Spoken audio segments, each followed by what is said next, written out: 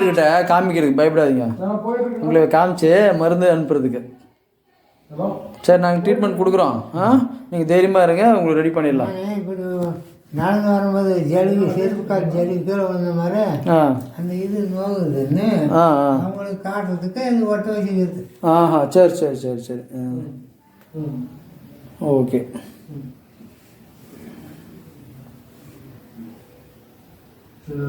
போய் கொடுத்துறாங்க, போன கொடுத்துறாங்க.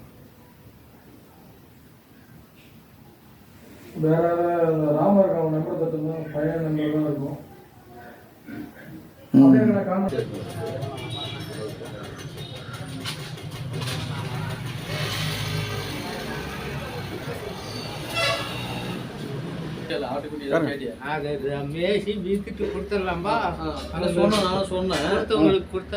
யாரும் ஏமாத்த மாட்டாங்க.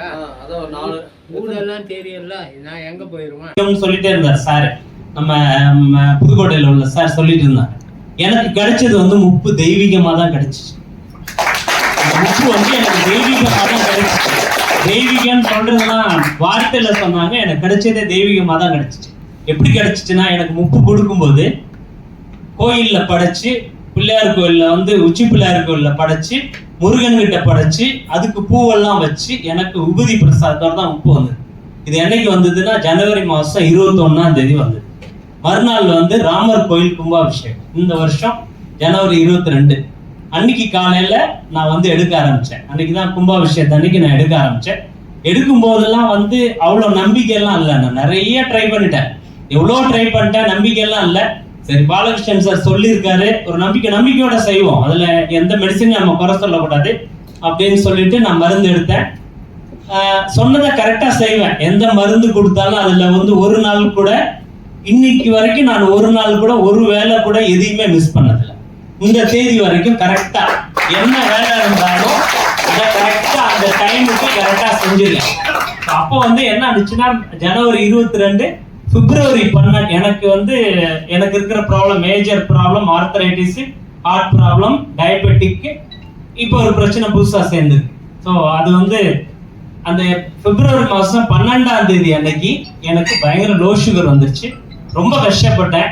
அப்புறம் திரும்ப சாக்லேட், பெரிய பார் சாக்லேட் எடுத்து சாப்பிட்டேன். சாரி சார், 2 நிமிஷம். ஒரு பார் சாக்லேட்டே எடுத்து சாப்பிட்டேன். நார்மலா ஒரு பெருக்கு சாப்பிட்டாலே என்னோட சுகர் வந்து 180 போயிடும் லோ சுகர்ல இருந்து. அன்னைக்கு வந்து பெரிய பார் சாப்பிட்டா சுகர் ஏறவே. எடுத்து செக் பண்ணா 77 தான் இருக்கு. ஐயோ, இது வெறும் 77 தான் இருக்கு அப்படின்னு சொல்லிட்டு மறுநாள்ல இருந்து சுகர் டேப்லெட்டை நிப்பாட்டிட்டேன். பாலகிருஷ்ணன் சார் கூப்பிட்டேன், சார் லோ சுகர் ஆகுது, நான் நிப்பாட்டலாம்னு நினைக்கிறேன், தாராளமா நிப்பாட்டுங்க அப்படின்னா. அன்னையில இருந்து தூக்கி போட்டாச்சு, சுகர் டேப்லெட் சாப்பிடல. என்னோட சுகர் ரிவர்ஸ் ஆயிடுச்சு. நிறைய பேர் நம்ப மாட்டாங்க. இங்க நிறைய பேர் வந்திருக்கிறவங்களுக்கு வந்து இப்ப சார் சொன்னாங்க, மதிவானன் சார் சொன்னாங்க, இந்த ஹனி க்ளோ சாப்பிடுங்க, நீங்க எல்லாம் பண்ணணும்னு சொல்லிட்டு. நீங்க எடுத்தாதான் மற்றவங்களுக்கே சொல்ல முடியும். நான் அடிக்கடி சொல்லுவேன் சார்ட்ட, நான் மட்டும் கம்ப்ளீட் ஆகிறேன், நான் என்ன பண்றேன்னு பாருங்க அப்படின்னு சொல்லிட்டு இருக்கோம். அவருக்கு என்னை பத்தி நல்லாவே தெரியும் பாலகிருஷ்ணன் சார். ஸோ அதனால வந்து சுகர் இது ரிவர்ஸ் ஆயிடுச்சு. டயபெட்டிக் வந்து நேத்திக்கு வந்து ரிப்போர்ட் எடுத்துட்டு வர மறந்துட்டேன். என்னோட ரிப்போர்ட் வந்து நேத்திக்கு வந்து நான் டெய்லி மெஷின் வச்சிருக்கேன், அதுல செக் பண்ணும்போது 87, 90 அப்படின்னு காமிக்கும். நேத்திக்கு வந்து போயிட்டு லேப்ல செக் பண்ணும்போது 75.2 என்னோட மார்னிங் ஃபாஸ்டிங் சுகர். இதான் இருந்தது. இதுல என்ன பெரிய விஷயம்னா, என்னோட ஆர்த்ரைட்டிஸ் ஒரு லாஸ்ட் ஒரு 25 நாள் இருக்கும். சார்கிட்ட பேசும்போது 25 நாளைக்கு முன்னாடி என்ன மாத்திரை போடலன்னா வலியே நிக்கல, விட்டுட்டுமா அப்படின்னா, தைரியமா விடுங்க, ஒன்னும் பண்ணாது அப்படின்னாரு. இன்னைய வரைக்கும் சாப்பிடல. லாஸ்ட் 25 டேஸ் என்னோட ஆர்த்ரைட்டிஸ் டேப்லெட் 23 வருஷமா எடுத்த டேப்லெட் நான் சாப்பிடல. லாஸ்ட் 25 டேஸ் சாப்பிடல. என்னால நடக்க முடியுது, நல்லா வந்திருக்கேன், எல்லாமே வந்திருக்கேன். ஸோ இன்னொரு ப்ராப்ளமும் வந்திருக்கு, அதுவும் சீக்கிரமா குணமாகும் நம்பிக்கையோட தான் சாப்பிட்டுட்டு இருக்கேன். அதோட இது வந்து தெரிஞ்சிருச்சு, என்னோட கிட்னியோட நிறைய 20 வருஷத்துல நிறைய எடுத்த மெடிசனோட எஃபெக்ட்.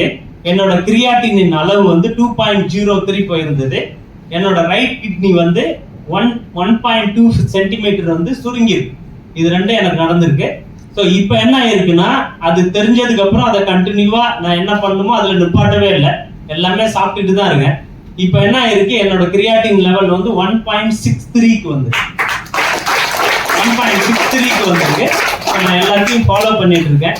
அதனால வந்து இது வந்து தெய்வீகம், எல்லாருக்கும் கிடைக்கணும். எல்லாரும் நிச்சயமா அனுபவப்பட்டு செய்யுங்க, நிச்சயமா அந்த ரிசல்ட் கிடைக்கும். எனக்கு அந்த நம்பிக்கை வந்து 200 மடங்கு வந்துருச்சு. அதனால எல்லாருக்கும் நன்றி. முப்ப கொடுத்த பாலகிருஷ்ணன் அண்ணனுக்கு அதை வந்து நான் அண்ணன் தான் கூப்பிடுவாங்க. பாலகிருஷ்ணன் அண்ணனுக்கு மிகப்பெரிய நன்றி.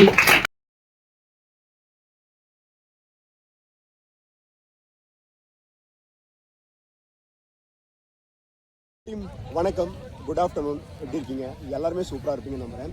ஆக்சுவலி விக்டர்ஸோட second year carnival second forest meadow ரெசார்ட்டில் போயிட்டு இருக்கு.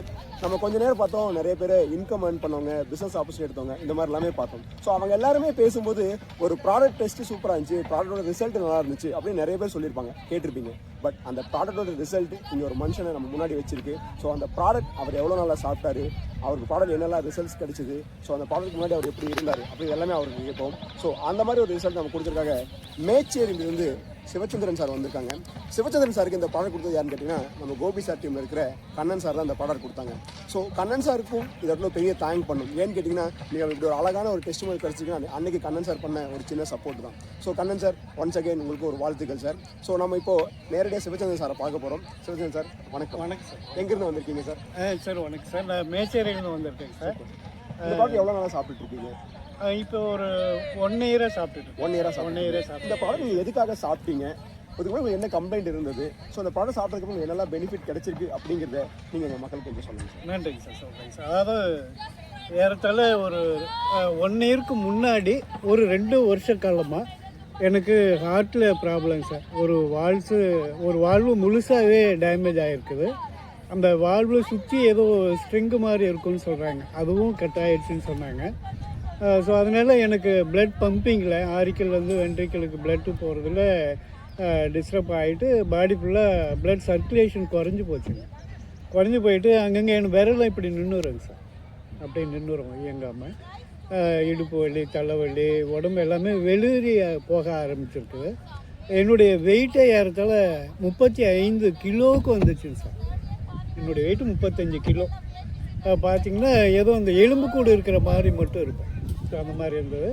அது கூட பைல்ஸுங்க சார். ஒரு 2 வருஷமாக பிளட்டு நிற்காமல் போயிட்டுருக்கு. நான் இத்தனைக்கும் பார்த்த ஹாஸ்பிட்டல்ஸ் எல்லாமே பெரிய பெரிய ஹாஸ்பிட்டல் தான். கோயம்புத்தூரில் KMC வச்சு, இங்கே பெங்களூரில் நாராயணகிரியாலயம், இங்கெல்லாம் பார்த்து கடைசியாக என்ன பண்ணிட்டாங்கன்னா, ஒரு 10 நாள் நீங்கள் உயிரோடு இருக்க முடியும் அப்படிங்கிற மாதிரி கடைசியாக சொல்லிட்டாங்க. அதுக்கு காரணம் என்னென்னா, எனக்கு இப்போ பைல்ஸுக்கு ட்ரீட்மெண்ட் பண்ண பிளட்டை கெட்டிப்படுத்தணும், பிளட்டு போகாமல் நிற்கணுன்னா. ஸோ அப்படி கெட்டிப்படுத்துகிறப்ப அந்த பிளட்டு ஹார்ட்டில் வந்து அப்படியே உறைஞ்சறதுக்கு வாய்ப்பு இருக்குது. அதே சமயம் ஹார்ட்டில் கையை வச்சு அதை கிளியர் பண்ணணுன்னா பிளட்டை தண்ணி மாதிரி ஓட வைக்கணும், தின் ஆக்கணும். ஸோ அப்படி பண்ணுறப்ப பிளட்டில் அது பைல்ஸில் போகிற பிளட்டை இன்னும் அதிகமாக போக ஆரம்பிச்சிடும். ஸோ இது ரெண்டும் ஒன்றுக்கு ஒன்று எதிர்வினைங்கிறதுனால ஒன்றும் பண்ண முடியாதுங்கிற மாதிரி இருந்தாங்க. கடைசியாக அவங்க ஆப்ரேஷன்லாம் பண்ணணும்னு சொல்லிட்டாங்க. ஆனால் எனக்கு வந்த டவுட்டு, இதை அவங்கக்கிட்ட கேட்குறப்ப ஏதோ ஒன்று பண்ணால் இன்னொன்று மூலமாக நானே இறந்துருவோம் தானே சார் அப்படின்னு கேட்டேன். வாய்ப்பு இருக்குது அப்படின்னாங்க. இப்போ உங்களுக்கு சூரிட்டி கொடுக்க முடியலன்னா அப்புறம் எப்படிங்க சார் நம்பி உங்கள் கூட நான் ஆப்ரேஷனுக்கு ஒத்துக்கிறதுன்னு கேட்டேன். வேறு வழி இல்லை அப்படின்னாங்க. சரிங்க சார், நான் ஒரு கொஞ்ச நாள் அதுக்கு முன்னாடி எனக்கு கண்ணன் வந்து லைனுக்கு வந்தார். நீங்கள் ஒரு 10 நாள் மட்டும் டைம் வாங்கிட்டு வாங்க, அப்புறமா நீங்கள் போயிடுவீங்க அப்படின்னு சொல்லி நிறைய எனக்கு இதிலேருந்து ரிலீஃப் ஆக முடியுங்கிறதுக்கு நம்பிக்கை கொடுத்தார். ஸோ இந்த மாதிரி ஒரு ப்ராடக்ட் இருக்குது, நீங்கள் இதை எடுத்துக்கிறது மூலமாக ஹார்ட்டு ப்ராப்ளத்துலேருந்தும் பைல்ஸ்லேருந்து நீங்கள் முழுமையாகவே வெளியில் வந்துட முடியும். நீங்கள் ஒரு 10 நாள் டைம் வாங்கிட்டு வாங்க அப்படின்னு சொல்லி சொன்னாருங்க. ஸோ நான் டாக்டர்கிட்டையும் சொல்லிவிட்டு, சார் நான் ஒரு 10 நாள் கழித்து வரேன் அப்படின்னு சொல்லிவிட்டு வெளியில் வந்தேன். ஆனால் அவங்க உறுதியாக சொன்னாங்க 10 நாளில் நீங்கள் இறந்துருவீங்க அப்படின்ட்டு. பரவாயில்லைங்க சார் அப்படின்னு. அதுவும் எங்கள் பொண்ணு ஒய்ஃபும் நாராயணகிரி ஹாஸ்பிட்டல்லேருந்து வெளியில் வந்து வாசப்படியில் உட்காந்துட்டு வீட்டுக்கு வரமாட்டேன்ட்டாங்க சார். ஏன்னா நீங்கள் 10 நாளில் இறந்துருவீங்கன்னு சொல்கிறாங்க, ஆப்ரேஷன் பண்ணுறது வேண்டாங்கிறீங்க. நான் அவர்கிட்ட டாக்டர்கிட்ட சொன்னேன், எப்படியும் ஆப்ரேஷன் பண்ணால் அதே 10 நாளைக்குள்ளே நான் இறந்துருவேன், ஏன்னா இருக்கிற கண்டிஷன் அப்படி தான் இருக்குது. பண்ணலைனாலும் இறந்துருவேன் தானே, அப்புறம் நான் எங்கள் ஊர்லேயும் போய் இறந்துக்கிறேன் அப்படின்னு சொல்லிவிட்டு நான் ரிட்டர்ன் வந்துட்டேன் சார். அப்போ அடுதாங்க அவங்களே சமரசம் பண்ணி வீட்டுக்கு கூப்பிட்டு வந்து இந்த ப்ராடக்ட் நான் எடுக்க ஆரம்பித்தேன் சார். எடுக்க ஆரம்பித்து 2 வருஷமாக நிற்காம போன பிளட்டு 15 நாளையில் எனக்கு நிற்க ஆரம்பிச்சேன். ஃபைல்ஸ் கம்ப்ளைண்ட்டில் போகிற பிளட்டு 15 நாளையில் நிற்க ஆரம்பிச்சு. ஃபஸ்ட் எடுத்தீங்க சார்? ஸ்டெம் செல்லும் ஒராக்கியும் எடுத்தேங்க சார். ஸ்டெம் செல்லும் ஒராக்கி ஸ்டெம் செல் காலையில் ஒரு பாக்கெட்டு நாற்கடியில் கொட்டிக்குவோங்க சார். மதியம் ஒரு பாக்கெட்டு, நைட்டு ஈவினிங் சாப்பிட்றதுக்கு முன்னாடி 3 வேளையுமே சாப்பிட்றதுக்கு முன்னாடி. ஒராக்கி காலையில் 50 ml, மதியம் 50 ml, நைட்டு 50 ml. ஆமாங்க சார் எடுத்தேன். அப்புறம் படிப்படியாக பார்த்தீங்கன்னா 1 மாதத்துலேங்க சார் நான் எடுக்க ஆரம்பித்து 1 மாதத்தில் எனக்கு இந்த ஹார்ட் ப்ராப்ளம் ரெடியூஸ் ஆகுது, குறையுதுங்கிற ஃபீல் எனக்குள்ளே வந்து தெரிய ஆரம்பிச்சு.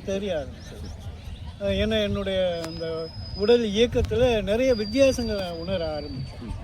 ஸோ எனக்குள்ளார ஒரு நல்ல உணர்வு, குறையிற மாதிரி தெரியுது அப்படிங்கிற ஒரு உணர்வு வந்தது. இதை எடுக்க ஆரம்பித்து ஒரு 4-5 மாதமாக ஸ்கூலுக்கு போகாமல் மெடிக்கல் லீவில் இருந்தேன் நான்.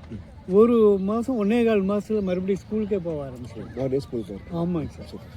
நான் அங்கே போயிட்டு ஸ்கூலில் எங்கள் ஹெச்எம்ஸு டீச்சர்ஸ் கூட சொன்னாங்க, மறுபடியும் கிளாஸ்லாம் எடுக்காதீங்க, ரொம்ப மோசமான சூழ்நிலைக்கு போயிட்டு வந்திருக்கீங்க, மறுபடியும் எதாவது டேமேஜ் ஆகிடுச்சுன்னா பிரச்சனையாகும்னாங்க. இல்லை நல்லா இருக்கேன் அப்படின்னு சொல்லி கிளாஸ் எடுக்க ஆரம்பிச்சேன் சார். இப்போ பார்த்தீங்கன்னா நான் 100% ரெக்கவர் ஆகிட்டேன். Super sir, super super. இந்த டாக்டர் எவ்வளோ நல்லா தொடர்ச்சியாக சாப்பிட்டுட்டு? இப்போ நான் 1 இயராக தொடர்ந்து சாப்பிட்றேன். 1 இயராக சாப்பிட்டு நீங்கள் பேசும்போது ஒரு 2 விஷயம் சொன்னீங்க. டாக்டர் வந்து ஒரு 10 நாளில் இறந்து போயிடுவாரு அப்படின்னா சொன்னாங்க. அது ரொம்ப மனசை பாதிச்சு வந்து சொன்னாங்க. அதுக்கப்புறம் இன்னைக்கு கூட நீங்கள் யாருக்கு நன்றி சொல்லணும்? அதாவதுங்க சார், நான் எனக்கு இந்த உயிரை உடலை திருப்பி கொடுத்த என்னுடைய எனக்கு இந்த ப்ராடக்டை அறிமுகப்படுத்தின கண்ணன் சார், அடுத்தது கண்ணன் சாருக்கும் அவர் போன்ற நிறைய பேர், இப்போ சார் கோபி சார், நீங்கள் இந்த மாதிரி இருக்கிற உங்களுக்கும் இந்த ப்ராடக்டை இவ்வளோ அழகாக தயார் பண்ணி, அதாவது அது ப்ராடக்ட்டுன்னு கூட என்னால் சொல்ல முடியாதுங்க சார், அது ப்ராடக்ட்டுன்னே சொல்லக்கூடாது. என்னை பொறுத்த வரைக்கும் அது மெடிசனை தாண்டி அது ஒரு அமிர்தம். ஸோ இந்த மாதிரி ஒரு விஷயத்தை உருவாக்கி நம்ம எல்லாருக்கும் கொடுத்த கம்பெனிக்கு நான் மிகப்பெரிய நன்றி சொல்கிறேன் சார். இப்போ நீங்கள் பேசும்போது வந்து நான் ஸ்கூல் போக முடியாமல் இருந்தேன், திருப்பி நான் ஸ்கூல் போனேன். என்ன ஆசிரியராக ஒர்க் பண்ணீங்க? எந்த பள்ளிக்கூடம் சார்? நான் அரசு உயர்நிலைப்பள்ளி மல்லிகுண்டம். அரசு உயர்நிலைப்பள்ளி மல்லிகுண்டம். ஆமாம் சார், கணித ஆசிரியராக. எத்தனை மாதம் ஸ்கூல் போகாமல் இருந்தீங்க? 4 மாதம். 4 மாதம். அது ரொம்ப முடியாமல் 4 மாதம் போகாமல். பெட்டர். இப்போ திருப்பி ஸ்கூலுக்கு போக ஆரம்பிச்சு எவ்வளோ மாதம் ஆச்சு சார்? இப்போ நான் ஸ்கூலுக்கு போக ஆரம்பித்து 6 மாதம் ஆகிடுச்சு. 6 மாதம். இப்போ நீங்கள் பர்ஃபெக்டாக ஆல்ரைட்டாக வரும். 100% அழகாக வரும்.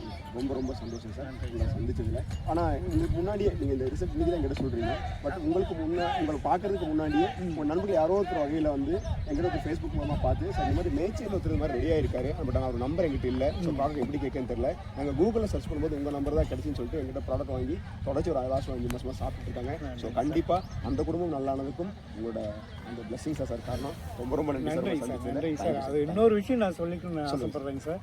அதாவது இப்போ நான் ஏதாவது டேமேஜ் ஆகிருந்தேன்னா என்னுடைய குடும்பம் முழுமையாக அஃபெக்ட் ஆகிருக்கும் கண்டிப்பாக. ஸோ இந்த மாதிரி இருக்கிற நிறைய குடும்பங்களுக்கு இந்த ப்ராடக்டை கொண்டு சேர்க்கணுங்கிறது என்னுடைய ஆசைங்க சார். நிறைய பேர்த்துக்கு இதை கொண்டு போய் சேர்க்கணும். நிறைய பேர் இந்த சூழ்நிலையில் இன்றைக்கி இருக்காங்க. ஸோ அந்த மாதிரி இருக்கிற குடும்பங்களுக்கு இதை கொண்டு சேர்க்கறது மூலமாக ஒரு மிகப்பெரிய சேர்த்ததுக்கான புண்ணியமும் கிடைக்கும் சார். ஸோ நான் உங்கள்கிட்ட இன்னொரு விஷயம் கேட்கணும்னு நினைக்கிறேன். நீங்கள் பேசிட்டு இருக்கும்போது ஒரு வாரத்தில் நான் ஒரு 35 கிலோ வரைக்கும் வெயிட் கம்மியாக. ஆமாம் சார். இப்போ என்ன வெயிட் சார்? நான் இப்போ நேற்று கூட வெயிட் போட்டேன் சார், 60 கிலோ இருக்கேன்.